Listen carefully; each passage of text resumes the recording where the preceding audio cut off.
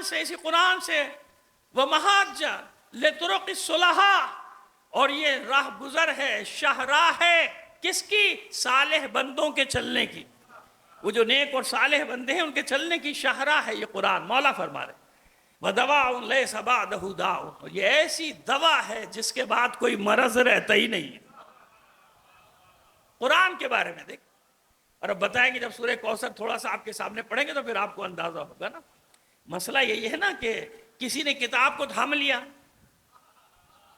ہے نا. اب اگلا جملہ کیا کہوں، لوگ ناراض ہو جاتے ہیں. حالانکہ اللہ کے رسول نے فرمایا لن یفترقا حتی یردا علی الحوض، انہیں کوئی جدا کر ہی نہیں سکتا. یہاں پبلک کا زور ہے کہ جدا کر دو. کتاب کسی کی ہے، اہل بیت کسی کے نہیں. کیسے جدا کر سکتے؟ جہاں بھی اہل بیت ہوں گے وہیں قرآن ہوگا بھائی. اہل بیت قرآن کے بغیر نہیں ہے، قرآن اہل بیت کے بغیر نہیں رہے گا. اور جہاں بھی قرآن ہوگا وہاں اہل بیت. لہذا ہر دو گروہ دھوکہ کھا جائیں گے. وہ بھی دھوکہ کھا جائے گا جس نے قرآن کو چھوڑ دیا، وہ تو دھوکے میں ہے ہی جس نے اہل بیت کو چھوڑ دیا. صلوات بھیجیے محمد آل محمد پر. ٹھیک ہے، آئیے. وَنُورًا لَيْسَ مَعَهُ ظُلْمَةٌ، اور یہ وہ نور ہے جس کے ساتھ تاریکی ہے ہی نہیں. نور ہی نور ہے قرآن. قَدْ جَاءَكُم مِّنَ اللَّهِ نُورٌ وَكِتَابٌ مُبِينٌ. اس پہ انشاءاللہ بات کریں گے اگر آج موقع مل گیا آج، ورنہ تو کل بات کریں. تو سمجھ میں آئے کہ قرآن کیا ہے. کیوں اہل بیت جانتے ہیں کہ ہمارے نام پہ کچھ لوگ دور ہونے کی کوشش کریں گے. کچھ لوگ مومنین، سب مومنین کی بات نہیں کر رہا، وہ جو کوشش کریں گے کہ ہمارے ہی نام پہ قرآن سے تھوڑی سی دوری، تھوڑی سی، زیادہ نہیں، تھوڑی سی دوری اختیار کرنے کی کوشش کریں کہ نہیں، خبردار خبردار، ہم بھی ملیں گے تو قرآن میں ہی ملیں گے. اہل بیت کہاں سے ملیں گے؟ اہل بیت کے فضائل ایک میں پڑھوں، ایک اللہ بیان کرے. فرق ہوگا کہ نہیں ہوگا؟ تو عزیزو یاد رکھنا کہ اہل بیت کے فضائل سب سے زیادہ جہاں ملیں گے، یا یوں کہوں کہ اللہ نے جتنا قصیدہ اہل بیت کا پڑھا ہے کون پڑھ سکتا ہے بھائی؟ اہل بیت کا جتنا بڑا قصیدہ قرآن مجید میں. قرآن سے اس لیے دوستی کرنا پڑے گی کہ آپ یقین رکھیے کہ ہر صفحے میں کہیں نہ کہیں علی و آل علی چھپی ہوئی ہے. نکالنے والی آنکھیں چاہیے. 500 600 آیات تو لوگ نکال ہی چکے ہیں، یہ انسان نے نکالی ہیں. اور ابھی پتہ نہیں دنیا چلتی رہے گی کون کون سی آیات کے پیچھے کون کون چھپا ہوا ہے. آئیے اب آپ کو لطف آئے گا جو مطلب ہم آپ کے سامنے پیش کرنے جا رہے ہیں انشاءاللہ. بلند آواز سے صلوات بھیجیے محمد آل محمد پر. سب سے چھوٹا سورہ. اب دیکھیے اس چھوٹے سے سورے میں کیا کیا کمالات چھپے ہوئے. جو کمالات ہیں وہ میں نہیں بیان کر سکتا سارے، یہ بھی بتا دیں آپ کو. میں کوئی دعویٰ نہیں کر رہا کہ سارے کمالات کو میں جانتا ہوں. اللہ جانتا ہے، اس کا رسول جانتا ہے، معصوم جانتا ہے. لیکن ڈھونڈنے والے جہاں تک جائیں گے اس ایک سورے میں نامعلوم کیا کیا چھپا ہوا. اِنَّ شَانِئَکَ هُوَ، بسم اللہ الرحمن الرحیم، اِنَّا أَعْطَيْنَاكَ الْكَوْثَرَ. سنتے رہتے نا. بے شک حبیب ہم نے آپ کو کوثر عطا کیا. ہمارے دوستوں نے تفسیر کی کہ کوثر سے مراد حوض کوثر ہے، نہر کوثر ہے نا. ایک عجیب بات. بھائی پوری جنت کس کی ہے؟ یہ پورا عالمین کس کے لیے خلق ہوا؟ قرآن ہی تو فرما رہا ہے وَمَا أَرْسَلْنَاكَ إِلَّا رَحْمَةً رحمت علت ہے، عالمین معلول ہیں، اس رحمت کی وجہ سے عالمین کی بقا ہے. پورا عالمین رسول کا ہے. اس میں یہ کہہ دینا کہ کوثر آپ کو دیا، سوال ہے نا. ہم نے آپ کو کوثر دے دیا تو باقی جنت کہاں گئی؟ جنت میں ایک ہے کوثر، جنت میں ایک حوض کوثر ہے نا، یا نہر کوثر جو بھی کہہ لیجیے آپ، وہ ایک ہے نا. تو وہ دے دیا رسول کو. باقی بات بنتی نظر نہیں آتی نا، بات بنتی نظر نہیں آتی. آئیے اب یہ کوثر اتنی بڑی چیز ہے، اتنی بڑی چیز ہے کہ اس کے لیے آپ عبادت بھی کرتے رہیے اور قربانی بھی دیتے رہیے. اِنَّ شَانِئَکَ اِنَّا أَعْطَيْنَاكَ الْكَوْثَرَ کے بعد کیا ہے؟ فَصَلِّ لِرَبِّکَ، اپنے رب کے لیے عبادت کیجئے، نمازیں پڑھتے رہیے اور قربانی بھی. اب قربانی کی تفصیل آپ سنتے تھے وَنْحَرْ، نہر جو کیا جاتا ہے وہ اونٹ کو کیا جاتا ہے، اس میں کاٹا جاتا ہے نا گلا، نہر جیسے خون بہتا ہے فوارے کی طرح نکلتا ہے ایک صلوات عنایت دو کود پائے.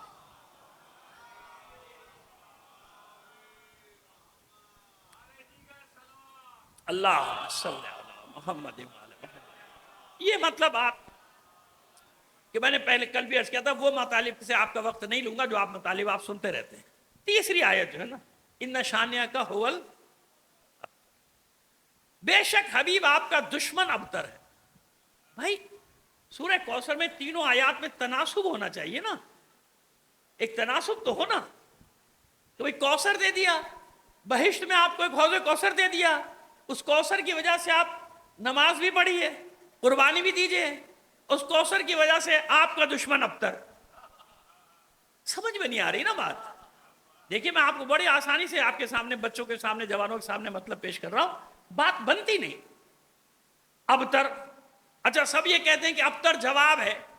وہ عاص ابن وائل اور اس کا بیٹے اور اس کے خاندان کے لوگ آپ کو تانا دیتے تھے، اور سب سے زیادہ اذیت جو ہوتی تھی رسول کو پتھروں سے نہیں ہوتی تھی، پتھروں سے لگنے والے زخموں سے نہیں ہوتی تھی. یہ زبان کا جو زخم ہے یہ انسان کے لیے بڑا ہوتا ہے. اللہ جانتا ہے کہ میرے حبیب کو اس تانے سے بڑی اذیت ہوتی ہے. ابتر جانتے ہیں نا، ابتر یعنی مقطوع النسل، جس کی نسل آگے نہ چلے اسے کہتے ہیں ابتر. لفظی ترجمہ میں نہیں کر رہا، حالانکہ لفظی ترجمہ عربی کا ہی ہے پہنچے. اب چلیے بتا دیتے ہیں آپ کو، کوئی حرج نہیں، کیونکہ قرآن نے استعمال کیا ہے. ابتر اس جانور کو کہتے ہیں دم بریدہ، وہ جانور جس کی دم کٹی ہوئی.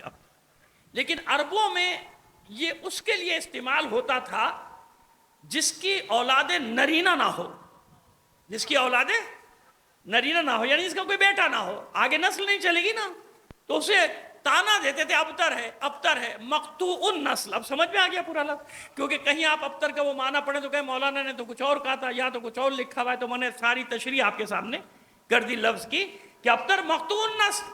ٹھیک ہے نا بھائی، پروردگار فرما رہے آپ کا دشمن مقطوع النسل ہے، تو بھائی کوثر کی کوئی تناسب تو ہونا چاہیے نا. نہیں سمجھ میں آئے گا جب تک ابتر کی تشریح نہ ہو. سارا مطلب چھپا ہوا ہے اس ایک لفظ ابتر، اس ایک ابتر. ابتر کی تشریح ہو جائے کبھی بھی دھوکہ نہیں کھائے گا کوئی کہ کوثر کون ہے اور کیا ہے. ابتر تو سمجھ میں آ جائے نا، ورنہ تو یہ جھگڑا رہے گا. ہم کہیں گے خیر کثیر، ہم کہیں گے اولاد کثیر، ہم کہیں گے معصوم کونین کے لیے آئی یہ بات، وہ کہیں گے نہیں کوثر تو حوض کوثر ہے، نہر کوثر ہے، جام کوثر ہے، یہی کہیں گے نا. تو ابتر میں ہے سارا مطلب چھپا ہوا. ابتر کا مطلب واضح ہو گیا، روشن ہو گیا، سارے مسئلے حل ہو گئے. یہ ہے قرآن. ان شانیہ کا هو الابتر. بس حبیب آپ کا دشمن ابتر. ابتر ہے مقطوع النسل، حضور کا بیٹا نہیں، اور ان کے تو بہت بیٹے ہیں، ان سب کے بیٹے ہیں. کسی کے 8 بیٹے، کسی کے 10 بیٹے، کسی کے 12 بیٹے. بیویوں کو کوئی تعداد نہیں لیا، بیٹوں کے لیے شادیاں کیے جاتے تھے، شادیاں کی جاتے تھے زمانے جاہلیت میں. پروردگار کا وعدہ ہے کہ آپ کا دشمن ابتر، آپ کا دشمن ابتر، آپ نہیں. چلیے مثال دیتے ہیں آپ.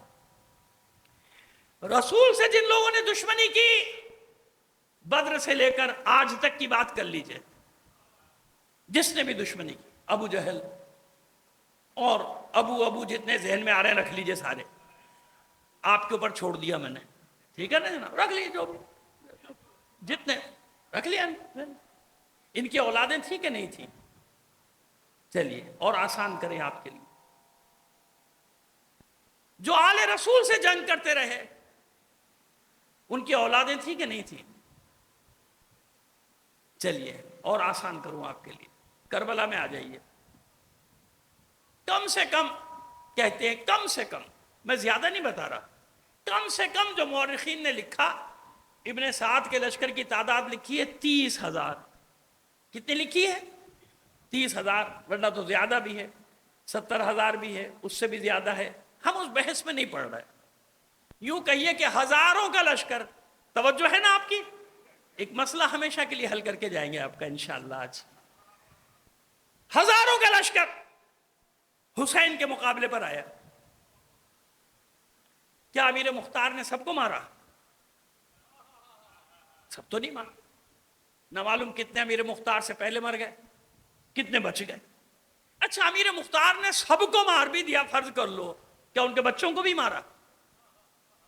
مارا؟ نہیں مارا نا. کہاں مارا بچوں کو؟ بچوں کو نہیں مارا. بچے باقی رہے، نسلیں چلی کہ نہیں چلی؟ بس شمر کو مارا، اس کے بچوں کو تھوڑی مارا. ہرملہ کو مارا، اس کے بچوں کو تھوڑی مارا. خولی کو مارا، اس کے بچوں کو تھوڑی مارا. کہاں گئے سب؟ کدھر گئے سب؟ ابتر حضور میرے حبیب، آپ کا دشمن مقتول نسل ہے، اولادیں ہونے کے باوجود کسی کی جرت نہیں ہوگی اپنا شجرہ جوڑ لے ابن زیاد کے ساتھ، اپنا شجرہ جوڑے یزید کے ساتھ، اپنا شجرہ جوڑے ابن سعد کے ساتھ، اپنا شجرہ جوڑے شمر کے ساتھ، خولی کے ساتھ. اب سمجھ میں آ گیا؟ حبیب ہونے دیجئے ان کی اولادیں. یا میں کہہ رہا ہوں کہ مقتول نسل یعنی ہمیشہ چھپائیں گی اولادیں. کسی میں ہمت نہیں ہوگی کہ بتائے میرا دادا ابو جہل تھا.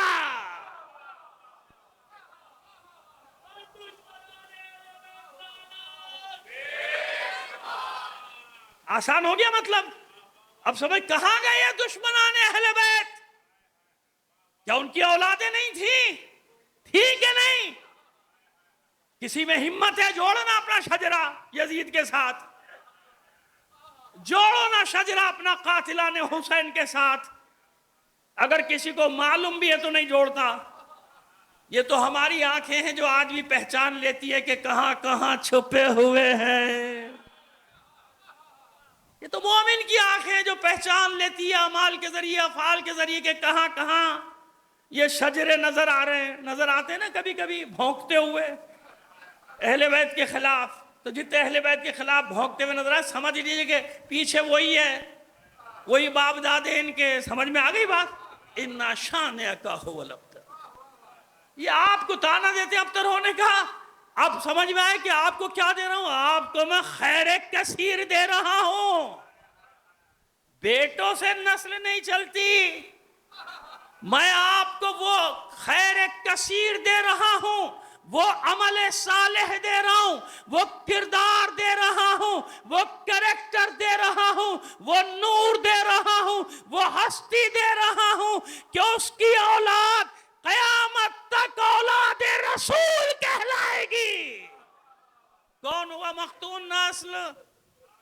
کون ہوا ابتر؟ آج بھی اولاد فاطمہ اولاد رسول کہلاتی ہے نا. مانے نہ مانے، احترام کریں نہ کریں، قتل کریں، جو کچھ بھی کریں، لیکن جانتے ہیں کہ جہاں بھی سید کا لفظ آیا آل رسول، اولاد رسول. اب سمجھ میں آ گیا ابتر کا مطلب؟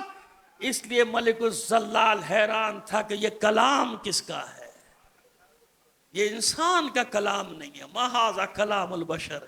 ایک کوثر کا جواب نہیں لا سکتے تھے کیونکہ کوثر میں اتنے رمز چھپے ہوئے. کون ہوا ابتر؟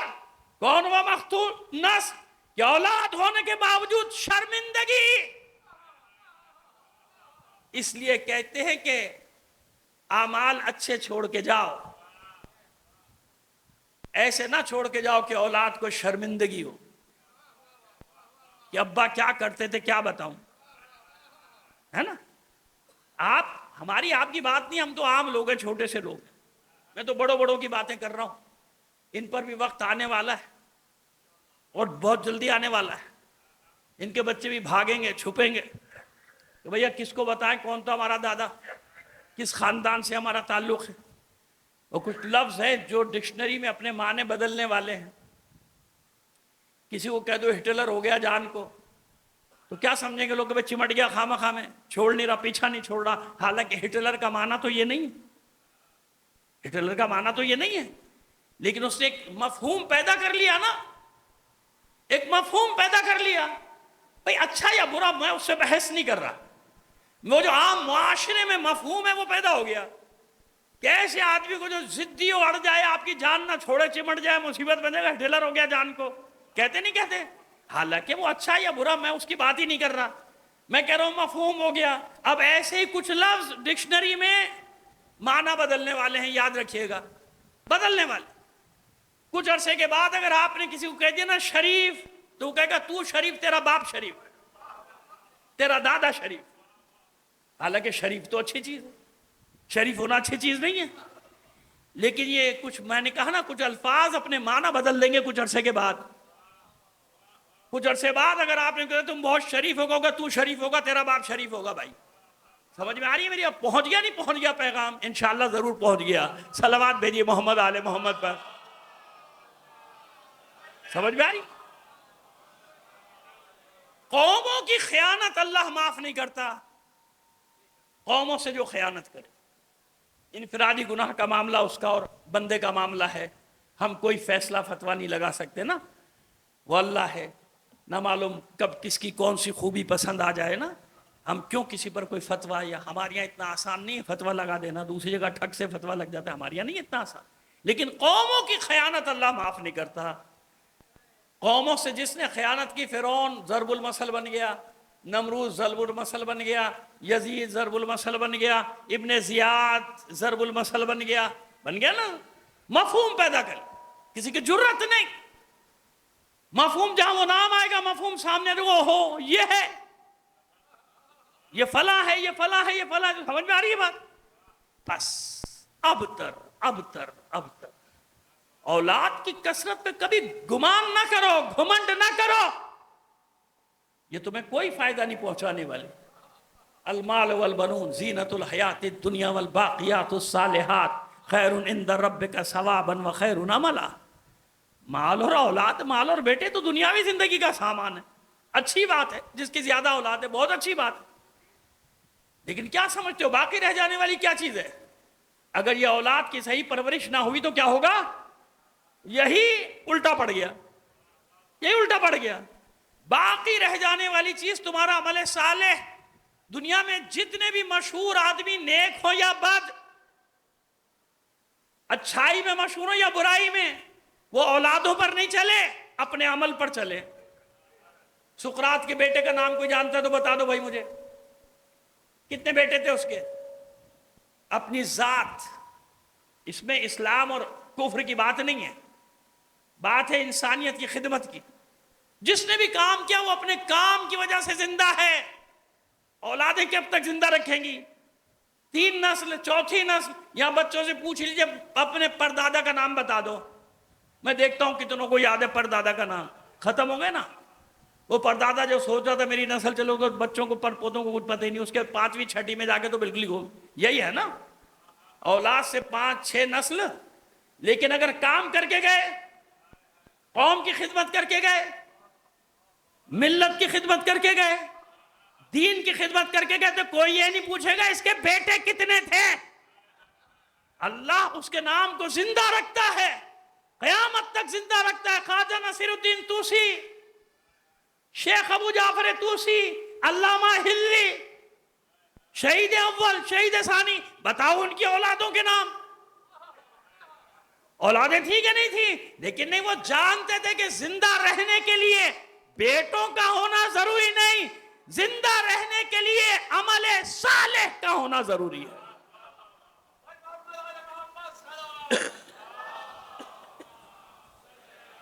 زندہ رہنے کے لیے عمل صالح کا ہونا ضروری۔ ایک ابتر کیسے معلوم ہو گیا ہمیں کہ کیا ہے یہ ابتر؟ اب معلوم ہوا کہ فاطمہ کون؟ کل بھی میں نے ذکر کیا تھا اور آج بھی یہی ذکر کرنا چاہ رہا ہوں۔ ایک اشارہ میں نے آپ کو دیا تھا نا کہ گنتی پوری نہیں کی ہے معاذ اللہ اللہ نے کہ 12 امام ہوں، 14 معصوم ہوں، گنتی تھوڑی پوری کی۔ جس نور کی ضرورت ہے اسی کو خلق کیا۔ ہر زمانے میں ایک نور کی ضرورت ہے۔ کیوں ضرورت ہے؟ قد جاءکم من اللہ نور و کتاب مبین۔ اگر آج مطلب پورا بھی نہیں ہوا نا تو انشاءاللہ شروع کر دیتے ہیں، کل اس کو پورا کریں گے مطلب کو، کیونکہ آپ جانتے ہیں پہلے عشرے کی مجالس میں نا وقت کو بڑا بار بار گھڑی دیکھنا پڑتی ہے، صرف اس لیے کہ اور بھی پروگرام ایک کے بعد ایک کے بعد آپ کو بھی دوسری مصروفیات ہوتی ہیں، تو اس لیے آپ محسوس نہ کیجیے گا اگر میں بار بار گھڑی دیکھتا ہوں تو میری مجبوری ہے پہلے عشرے میں، باقی آپ پڑھائیں گے میں 4 گھنٹے پڑھ دوں گا، بے فکر رہیے آپ، صلوات بھیجیے محمد آل محمد انشاءاللہ۔ اللہ کی طرف سے 2 چیزیں آپ کے پاس آئی ہیں، فَجَاءَكُم مِّنَ اللَّهِ نُورٌ وَكِتَابٌ مُبِينٌ، ایک نور اور ایک کتاب۔ نور الگ ہے نا بھائی، کتاب الگ ہے۔ بھائی نور سے مراد کیا ہے؟ ہمارے برادران نے اس کی تفسیر کی کہ نور سے مراد پیغمبر ختمی مرتبہ صلی اللہ علیہ وسلم۔ چلو بھائی مان، صلوات بھیجیے محمد علیہ وسلم۔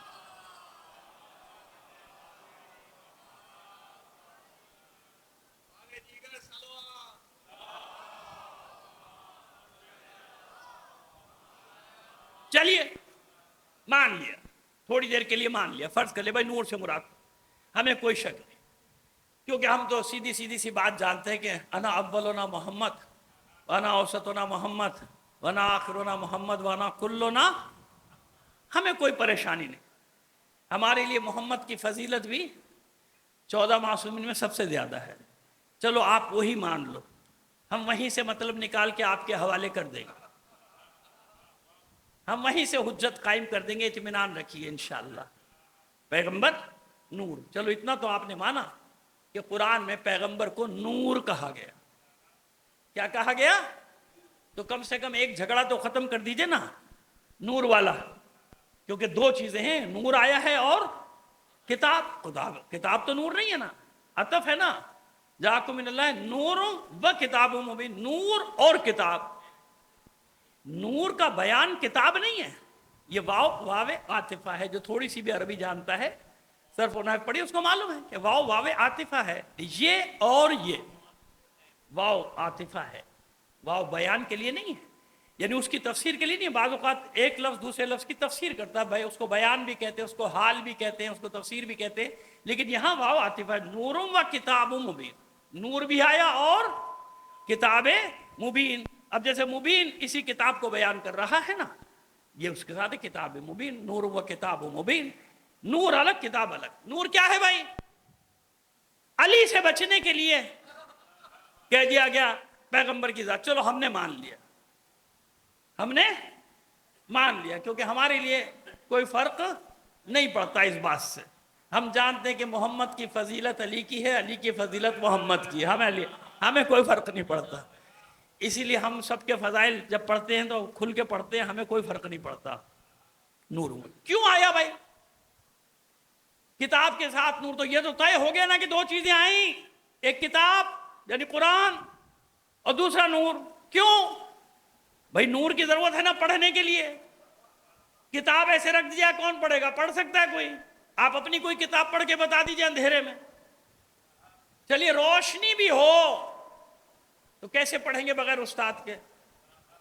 آپ کی مادری زبان اردو ہے اور اردو میں آپ کو کیمسٹری کی کتاب دے دیا کہ لو بھائی اردو میں ہے پڑھ لو، پڑھ لیں گے؟ کہ بھائی ہم تو میں نے سمجھ ہی نہیں رہا، کیوں بھائی تمہیں اردو نہیں آتی کیا؟ آتی ہے اردو۔ تو اگر زبان کے اوپر معاملہ موقوف ہوتا تو جتنے عرب کے بدو جاہل تھے سبھی عالم ہوتے، کیونکہ قرآن عربی میں آیا، قرآن کی زبان میں آیا تو سارے عالم ہوتے ہیں، وہ عالم کدھر ہیں عالم؟ اب دیکھ لیے کتنے بڑے عالم ہیں، کیا حال ہوا ان کا، جہالت کی آخری منزل پر ہیں، آخری سیڑھی پہ پستیوں میں پڑے ہوئے، زبان کا مسئلہ تو نہیں ہوا، بس پڑھانے والا ہونا چاہیے، ہر جگہ کا یہ قاعدہ ہے، اسکول میں آ کے استاد کتابیں دے دے، لو بھائی کتابیں آ گئی پڑھو، کتاب کافی نہیں ہوتی نا، کیسے ہوگی؟ ایک معلم چاہیے نا، اور بھی جیسا معلم ہوگا ویسی تعلیم دے گا۔ نیند تو نہیں آ رہی کسی کو، یا میں ایسی تقریر کر رہا ہوں؟ اللہم صلی اللہ، اٹھ گئے، بس میں ادھر نہیں دیکھ رہا جدھر میں نے کہا ہے، کیونکہ عزت نفس کا معاملہ ہے، کوئی صاحب تھکے ہوئے ہوں گے بیچارے سارے دن کے، اور میری خشک تقریر ہوتی ہے ان کو نیند آ گئی، اٹھ گئے، سب اٹھ گئے ماشاءاللہ، صلوات بھیجیے ایک بار اور محمد علیہ۔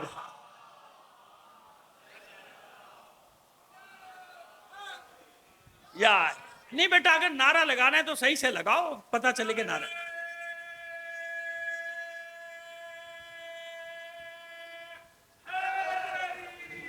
یا ٹھیک ہے نا، جزاک اللہ. اللہم صلی اللہ محمد. بس چلیے جی. معلم ضروری ہے نا، معلم کے بغیر کیسے پڑھے گا بھائی؟ معلم کے بغیر کیسے پڑھے گا؟ ہر کتاب کے لیے معلم ہے. جو کتابیں اسکول میں پڑھتے ہیں اس میں کتنے مسائل ہیں بھائی؟ پرائمری کی کتابوں میں پرائمری کے مسائل ہیں، سیکنڈری کی کتابوں میں سیکنڈری کے مسائل ہیں، ہائر ایجوکیشن میں ہائر ایجوکیشن کے مسائل ہوں گے، یہی ہے نا. میڈیکل کی کتابوں میں میڈیکل کے مسائل ہیں، انجینئرنگ کی کتابوں میں انجینئرنگ کے مسائل ہیں. اور اکاؤنٹنسی اب تو پتہ نہیں کتنی شاخیں بنتی چلی گئی. ہمارے زمانے تو آرٹس سائنس اور کامرس تین ہوتا تھا بھائی. اب تو پتہ نہیں کیا کیا، A T C T C T P T A T P T کیٹی کیٹ میٹ بیٹ. ایک جگہ میں جا رہا تھا، میں حیران ہو گیا کہ لکھا ہوا کیا ہے اس نے بھائی. اتنے سارے کلاسز اور کورسز لکھے ہوئے تھے وہاں. میرا خیال ہے کوئی 1.5 درجن کے قریب، اے ٹو زیڈ پوری اس کے اندر آ گئی تھی جناب. پوری الفابیٹس آ گئے تھے انگریزی کے. معلوم ہے کہ یہ سب کورسز ہیں، سرٹیفکیٹس ہیں اور ڈگریاں ہیں، یہ سب لکھی ہوئی ہیں یہ سارے. ہمیں تو نہیں پتا بہرحال کیونکہ زمانہ آگے بڑھا. تنقید نہیں کر رہا میں، زمانہ آگے بڑھ رہا ہے نا. اسپیشلائزیشن کیا کہتے ہیں؟ اسپیشلائزیشن، تخصص ہوتا جائے گا.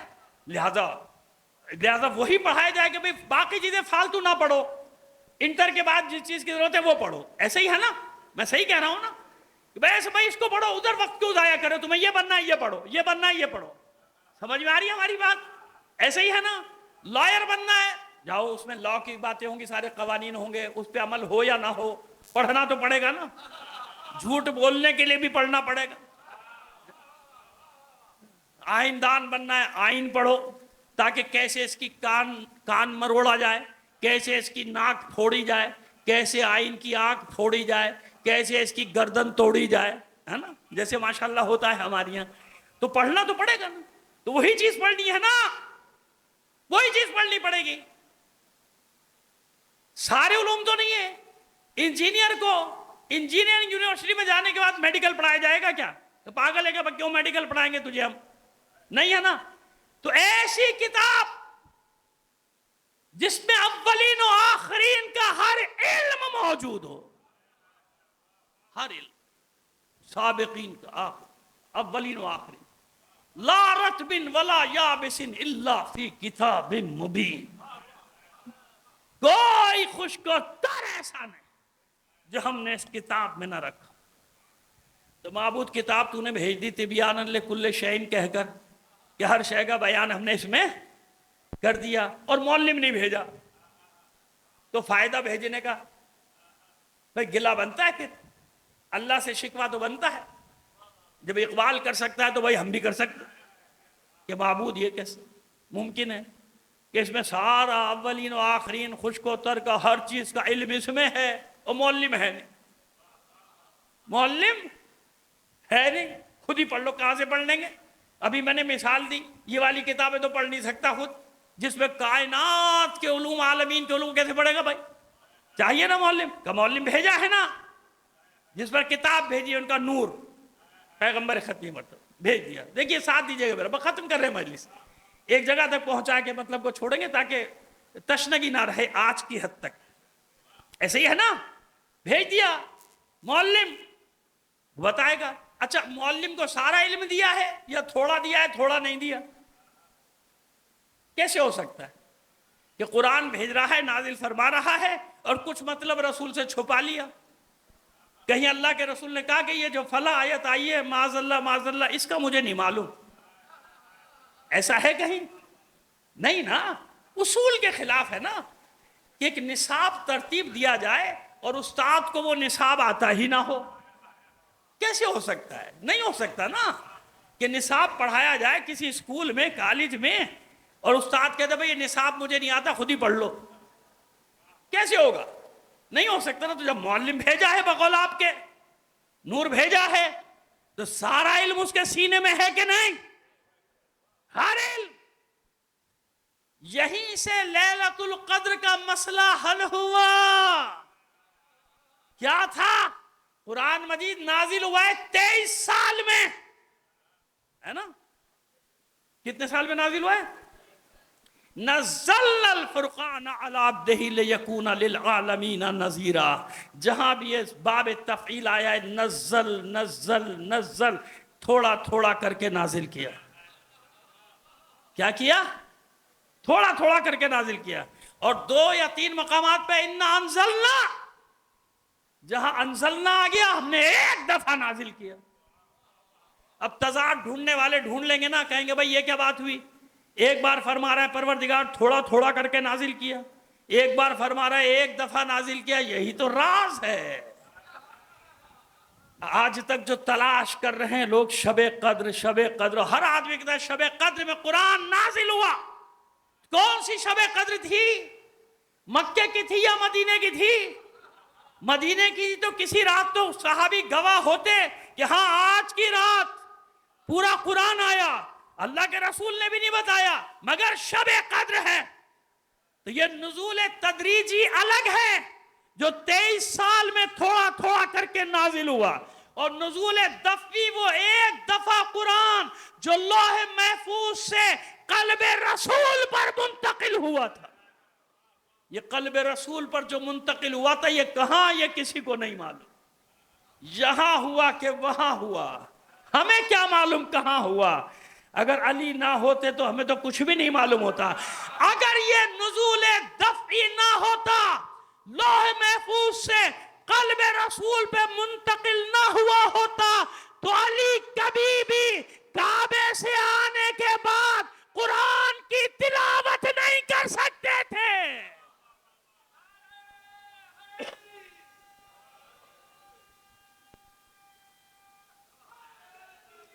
یا علی کی قرآن کی تلاوت نے بتایا کہ نزول تدریجی الگ ہے، نزول دفعی الگ ہے. جو قلب معصوم پہ منتقل ہوا لوح محفوظ سے وہ قرآن الگ. سمجھ میں آگئی بات؟ یہیں پر روکتا ہوں تاکہ ایک مطلب یہاں تک پورا ہو جائے. انشاءاللہ زندگی رہی بھول بھی جاؤں تو یاد دلا دیجیے گا. کل یہیں سے شروع کریں گے. اب آئیے 11 ہجری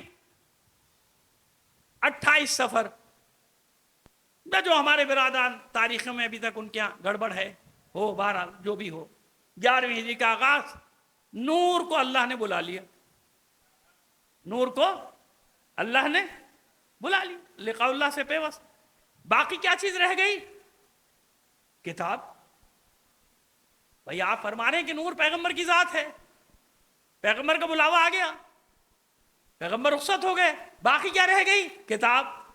قرآن میں کہیں ہے کہ ہم نور کو بلا لیں گے کتاب چھوڑ دیں گے؟ کہیں ہے؟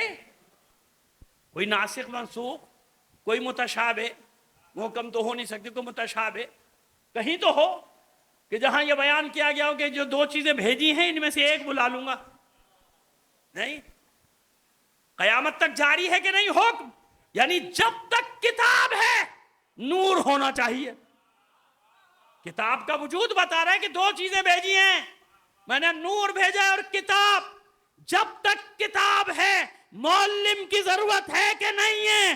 بس اسی کتاب نے بتایا کہ جب تک میرا وجود ہے ایک نہ ایک معلم رہے گا، چاہے ظاہری طور پہ رہے چاہے پردہ غیب میں رہے، نور رہے گا،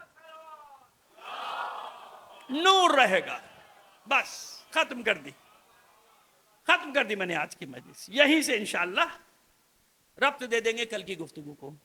بابی مطلب مکمل نہیں ہوا آج کا، ابھی اس میں بہت ساری چیزیں ہیں، لیکن بہرحال وقت پیش نظر ہے.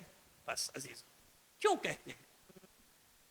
دیکھیے معلم، محافظ جسے اللہ نے بھیجا ہے وہ صرف معلم نہیں ہے بلکہ وہ کتاب کا محافظ بھی. کل بھی ایک مطلب پیش کریں گے، اس کا تمہید آج مصائب کی تمہید بناتے ہوئے اس کو پیش کر دیتے ہیں کہ قرآن مجید میں ارشاد ہوا نا اِنَّا نَحْنُ نَزَّلْنَا الذِّكْرَ وَإِنَّا لَهُ لَحَافِظُونَ. بے شک ہم نے اس ذکر کو نازل کیا ہے، اس قرآن کو، اور ہم اس کی حفاظت بھی کرنے والے.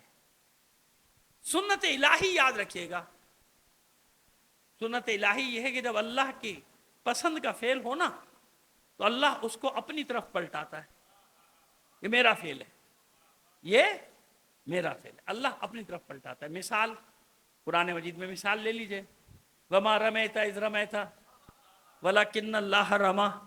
حبیب جب یہ کنکریاں مار رہے تھے آپ نے تھوڑی ماری، ہم نے ماری ہیں، ہے نا.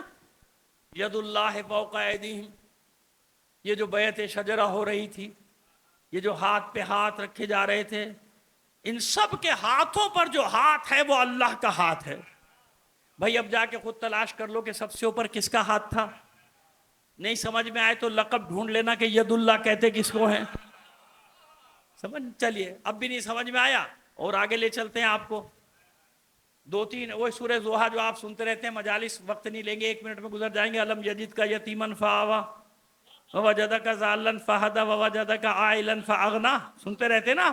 ہم نے آپ کو یتیم پایا تو کیا پناہ نہیں دی، امان نہیں دی، آغوش نہیں دی، صحن نہیں دیا، آنگن نہیں دیا، گھر نہیں دیا. آخر یہ کس کی پناہ ہے جسے اللہ اپنی پناہ قرار دے رہا ہے. الم یجد کا یتیمن فآوا، آپ کو یتیم پایا. اب سمجھ میں آیا ابو طالب کا مقام کہ ابو طالب رسول کو پناہ دے اپنے گھر میں تو اللہ کہتا ہے ہم نے دی. ووجدک عائلا فاغنا، ہم نے آپ کو تنگ دست پایا، مالی طور پہ کمزور پایا. ووجدک عائلا فاغنا، تو کیا ہم نے آپ کو غنی نہیں کر دیا، بے نیاز نہیں کر دیا. تو یہ کس کا مال ہے جسے اللہ اپنا مال قرار دے. اس لیے پاک و صاف مال کریں گے، اس پہ بھی بات، مال خدیجہ پہ بھی بات کریں گے. آئیے اب سمجھ میں آ گیا. بس یہ کس کی حفاظت ہے جسے اللہ اپنی حفاظت قرار دے. ایسے تھوڑی قرآن نازل ہو گیا اہل بیت کے گھر میں. وہ جانتا ہے کہ اس کے محافظ کون ہے. نو کے سنا پہ کوئی سر تلاوت کرتا نظر آ جائے تو سمجھ لو یہ اعلان ہے کہ حسین کی حفاظت اللہ کی حفاظت ہے. نو کے سنا پہ تلاوت کر کے بتا رہا ہے کہ قیامت تک کے لیے اس قرآن کے محافظ ہم ہیں. قرآن ہمارے گھر میں نازل ہو، ہمیں وحی کا معدن اور مخزن، ہمارا گھر ہے وحی کا مرکز. انشاءاللہ زندگی رہی کل یہاں سے بات کو لے کر گا چل. یہ ہے وہ حفاظت کا وعدہ اللہ سے اور اس کے رسول سے جو حسین پورا کرنے کے لیے آج کربلا میں وارد ہوئے. آج بہت ساری باتیں انشاءاللہ آہستہ آہستہ آپ کے گوش گزار کریں گے. لیکن آج وہ 2 محرم کس نے روکا؟ کسی نے نہیں روکا حسین کو. حسین کو جب حر کے کل ذکر کریں گے انشاءاللہ زندگی حر کا، جب حر نے روکا ہے راستہ تو آخر میں یہی طے پایا تھا نا کہ ٹھیک ہے کوئی تیسرا راستہ اختیار کرتے، نہ کوفہ نہ شام، تیسری طرف چلتے. یہ کربلا پہنچے ہیں حسین تو کربلا میں روکا نہیں گیا تھا، حسین کی سواری رک گئی تھی. حسین کی سواری رک گئی، وہ یہی آنا چاہتے تھے. حسین نے پہلے ہی کہہ دیا تھا کہ میں اپنی وعدہ گاہ کی طرف جا رہا ہوں، میں اپنی وعدہ گاہ کی طرف جا رہا ہوں. حسین جانتے تھے کہ زمین، یہ وہ زمین ہے جس کی نشاندہی کر چکے تھے نا، اللہ کے رسول کر چکے تھے. صفین سے واپس پلٹتے ہوئے مولا کائنات کر چکے تھے نا نشاندہی. آپ سنتے بھی رہتے ہوں گے، پڑھا بھی ہوگا یقیناً. صفین سے واپسی میں کربلا کی نشاندہی کی تھی حسین کہ یہاں پاک ترین لوگوں کا خون بہایا جائے. یہ وہ زمین ہے جانتے ہیں. لیکن پھر بھی ظاہری طور پہ حجت قائم کرنے کے لیے آپ نے کہتے ہیں کہ 7 سواریاں بدلی. یہ ہے روایات، کوئی سواری آگے نہیں بڑھتی تھی. جانتے حسین یہ کیا ہے کہ آس پاس کوئی قبیلہ آباد ہے، بتایا گیا بنی اسد، بلاؤ بنی اسد کے طرف. اچھا بنی اسد کے قبیلے کی بھی بڑی تاریخ ہے، یہ ہمیشہ بنی ہاشم کا ساتھ دیتے رہے. ہاں ان میں سے کچھ ادھر بھی رہے، باغی بھی ہوئے جیسے بنی ثقیف کے، مختار ادھر تھے اور باقی وہ حجاج بن یوسف بھی ثقفی تھا. بنی اسد کے اکثریت جو تھی وہ ہمیشہ بنی ہاشم کا ساتھ دیتی تھی، ہاشمیوں کا ساتھ دیتے تھے معرکوں میں. تو تو بنی اسد کا کہا بلاؤ بنی اسد کے لوگوں کو، بلایا تمہاری زمین ہے کہ میں زمین خریدنا چاہتا تم سے، زمین مجھے بیچو، یہ اتنا حصہ قطع نشاندہی کی. کہا آپ فرزند رسول ہیں، ہم آپ کو ہبہ کرتے دیتے. کہ نہیں نہیں، میں خریدنا چاہتا ہوں، سودا کرو، معاملہ کرو. معاملہ ہوا، آخر قیمت طے پائی 60,000 درہم. حسین نے 60,000 درہم حوالے کے، قبالہ لکھ دیا گیا یہ زمین حسین کے حوالے زمین. حسین نے زمین خرید لی، اعلان کر دیا کہ یہ میرا گھر ہے، میں کسی کی زمین پر نہیں آیا، یہ میری زمین، یہ میرا علاقہ ہے، میں اپنے گھر میں ہوں، میں نے خرید لیا اس علاقے کو. خریدنے کے بعد اچھا، اس سے پہلے آپ ایک چیز جانتے ہیں نا، میں اس کی وقت نہیں لینا چاہتا تھا، لیکن آپ کو یاد ہے نا کہ حسین نے یہ زمین خریدنے کا ارادہ کب ظاہر کیا تھا؟ جب کسی نے چپکے سے کہا تھا اس کا نام کربلا ہے، اور نام بتائے تھے، ماریا، دشت نینوا، شط الفرات، نہ معلوم کیا کیا کیا کیا نام بتائے تھے. لیکن جب کربلا بتایا تو حسین نے کہا بس یہ ہماری منزل ہے، یہی ہماری سواریوں کے ٹھہرنے کی جگہ، یہی ہمارے خیمے لگیں گے، یہی ہم قتل کیے جائیں گے، یہیں سے اٹھائے جائیں گے، یہیں سے اٹھائے جائیں گے.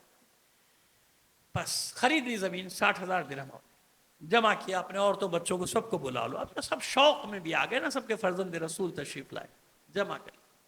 کہا کہ دیکھو زمین میری ہو گئی، میں نے خرید لی، اب تمہیں ہبہ کرتا ہوں، 3 شرطوں کے ساتھ ہبہ کرتا ہوں، تمہارے حوالے کر. دیکھو کچھ دنوں کے بعد ہم قتل کر دیے جائیں گے، مار دیے جائیں گے اس زمین پہ. ہمارے دشمن، ہمارے قاتل اپنے کشتے دفنائیں گے، ہمارے لاشوں کو بے کفن چھوڑ کر چلے جائیں گے، سپرد لحد بھی نہیں کریں گے. دیکھو ایسا کرنا، ہمارے لاشوں کو دفنا دینا، ہمارے لاشوں کو دفنا دینا، پہلی شرط. دوسری شرط، اس زمین پر کھیتی باڑی نہ کرنا. دیکھیے حسین کو کتنا خیال ہے، 1400 سال پہلے آپ کا خیال کیا ہے؟ آج تک کربلا میں کھیتی باڑی نہیں ہوتی، باہر دور اطراف، اب تو کربلا پورا صوبہ بن گیا نا، ادھر ہوتی ہے، اس جگہ پہ نہیں ہوتی. ہاں وہ خوبصورتی کے لیے پھول درخت لگا دیے جائیں وہ الگ بات، نہیں ہو سکتی. کیوں؟ اگر زراعت ہوتی اور زائرین جاتے فصلوں کو رون دیتے نا، زائرین تو سارا سال جائیں گے نا، سردی میں جائیں گے، گرمی میں جائیں گے، بہار میں جائیں گے، خزاں میں جائیں گے، ان کے لیے تو حسین ہے. موسم کی تو کوئی پرواہ نہیں زائرین کو، ہر موسم میں جاتے نہیں جاتے، جائیں گے کہ نہیں جائیں گے. لہذا شرط رکھ دی کہ کیا کہ میرے زائرین پہ کوئی فصلوں کو اجاڑنے کا الزام نہ لگا ہے. زراعت وعدہ لے لیا، زراعت نہیں.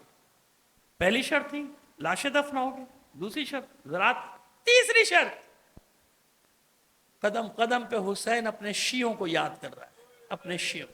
دیکھو کچھ مدت گزرنے کے بعد ہمارے چاہنے والے ہماری قبروں کی زیارت کے لیے حسین حسین، کاش یہ تیرے چاہنے والے جو آج کروڑ کی تعداد میں کربلا جا، کل تیرے ساتھ کربلا میں ہوتے تو یوں خیموں کو آگ نہ لگتی. حسین یاد کر. دیکھو میرے ہمارے چاہنے والے ہماری قبروں کی زیارت کے لیے آئیں گے، ان کو 3 دن مہمان رکھنا، 3 دن مہمان رکھنا، ان کی خدمت کرنا. کیسے نبھاتے ہیں وعدہ کربلا والے؟ 3 دن کیا، پہلی محرم سے شروع ہے ان کی مہمانداری. اس وقت بھی 1.5 کروڑ آدمی پہنچا ہوا ہے کربلا میں عاشور کے لیے. سمجھ میں آئی ہماری بات؟ اور چیلم تک یہ سلسلہ جاری. ان کو شوق ہوتا ہے، شوق کہ کس طرح حسین کے زائر کی خدمت میں اپنا گھر کا سارا سامان نکال کے لا کے رکھتے. آپ دیکھتے ہیں، آپ جانتے ہیں مجھ سے اچھی طرح. وعدہ کیا ہم کریں گے آپ کے زائرین کی خدمت کے. پھر پہلی شرط کی طرف واپس پلٹے. دیکھو یاد رکھنا ہماری لاشیں ضرور دفنانا. حسین کی تسلی نہیں ہوئی، کہا اپنی خواتین کو بلاؤ. خواتین آ گئی، کہا دیکھو میں جانتا ہوں دہشت کا ماحول ہوگا، خوف کا ماحول ہوگا، تمہارے مرد شاید ڈر جائیں، تو دیکھو تم چادریں پہن کر آنا، ہماری لاشیں دفنانا. خواتین نے وعدہ کر لیا. بچوں کو بلایا، تسلی نہیں ہوئی حسین کی. چھوٹے چھوٹے یہ معصوم بچے اپنے چاروں طرف بٹھا لیے حسین.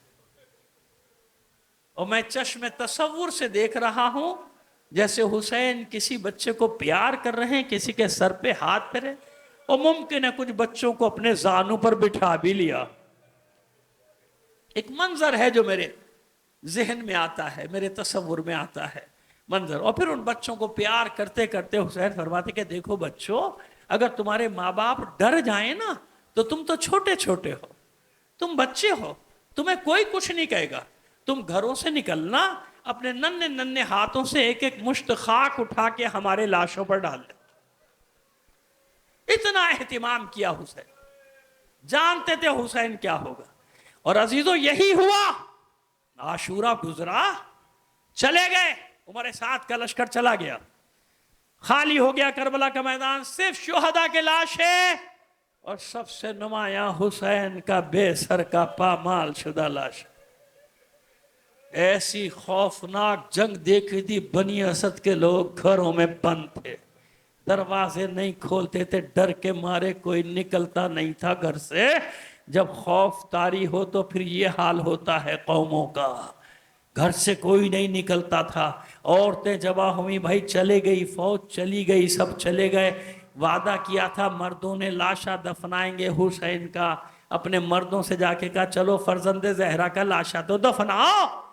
مردوں نے کہا بیٹھ جاؤ گھروں میں، ابھی دیکھا نہیں کیا ہوا، کیا چاہتی ہو بیوہ بنا دی جاؤ، کیا چاہتی ہو یتیم بنا دی جاؤ، تمہارے مرد قتل کر دیا، بیٹھ۔ سمجھ گئی عورتیں کہ مردوں میں ہمت نہیں ہے، مردوں کی ہمت ختم ہو گئی، جمع ہوئی، ہم نے بھی تو وعدہ کیا تھا فرزند زہرا سے کہ آپ کا لاشا دفنائیں گے، بچوں کو جمع کیا، تم نے بھی وعدہ کیا تھا، بچوں کو ساتھ لیا، چھوٹے چھوٹے بچے، خواتین کدال بیلچے لے کے جب کربلا کی طرف، مقتل کی طرف روانہ ہوئے، اب مردوں کی غیرت جاگی، مردوں نے ہتھیار سجائے کہ یہ تو بڑی ذلت کا مقام ہوگا رہتی دنیا تک کہ ہمارے ہوتے ہوئے ہماری عورتیں میدان میں جا کے لاشیں دفنائیں، ہتھیار سجا کے دوڑے کہ اب تو دونوں طرف موت ہے، وہ ذلت کی موت سے یہ تلوار کی موت اچھی ہوگی۔